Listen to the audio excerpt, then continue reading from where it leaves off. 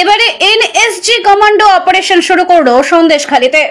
আন্তর্জাতিক অস্ত্র পাচার চক্রের সঙ্গে যুক্ত ছিলেন শাহজাহান। শুক্রবারের সন্দেশখালী আবারও তুলল একাধিক প্রশ্ন। শুক্রবারের সিবিআই অভিযানে সরবেরিয়ায় আবু তালেব মোল্লার বাড়িতে মিলেছে অস্ত্র ভান্ডারের খোঁজ। সূত্রের খবর, দেখা মিলেছে প্রচুর বিদেশি অস্ত্রের। তারপর থেকে অপারেশনে নেমেছে এনএসজি। এই বিদেশি অস্ত্র কি 5ই জানুয়ারি শাহজাহানের বাড়িতে ছিল? সেই কারণেই কি এটিকে মরিয়া হয়ে আটকায় শাহজাহান বাহিনী? উঠল প্রশ্ন। সূত্রের খবর, বিদেশি 9mm পিস্তলের খোঁজ মিলেছে। দেশি 7mm পিস্তল। দেশি বিদেশি মিলিয়ে উদ্ধার হওয়া আগ্নেয়াস্ত্রের সংখ্যা অন্তত 15। বোমা, কার্তুজও উদ্ধার হয়েছে।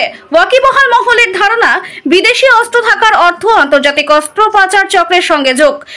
সেই যোগ কি তাহলে শাহজাহানের? এই প্রশ্ন উঠছে। স্বভাবতই ভোটের মধ্যে প্রশ্নের মুখে জাতীয় নিরাপত্তা।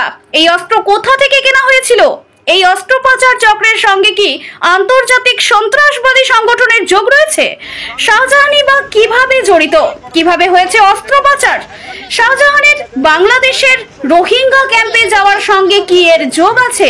তাহলে কি রোহিঙ্গা অনুপ্রবেশ এবং আশ্রয় দেওয়ার ক্ষেত্রে শাহজাহান সরাসরি যুক্ত? এনএসজির অভিযানের পর থেকেই এই প্রশ্নগুলি ঘোরাফেরা করছে সন্দেশখালীর আনাচে কানাচে।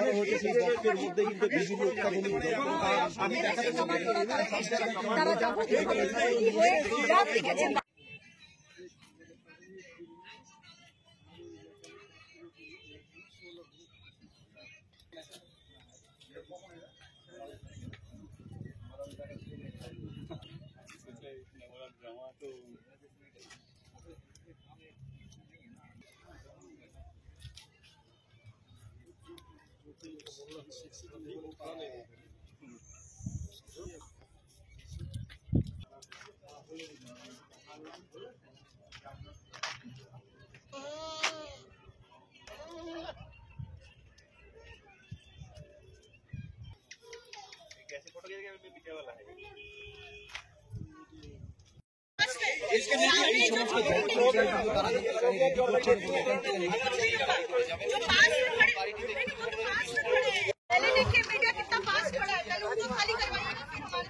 उसको भी हम कर लेंगे। अरे उधर चाहिए ना, उधर तो सामने है।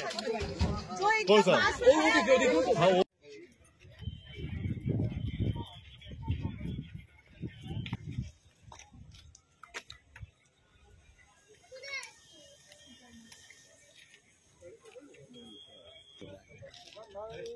क्या की फी में तुम जाओगा?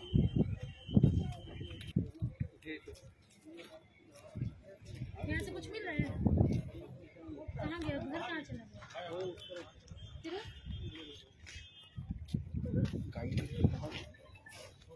फिर लाइव जा रहा है ना हमारा ऑफिस को, कोई विजुअल ही नहीं मिल रहा है, इसलिए कोई विजुअल नहीं मिल रहा है।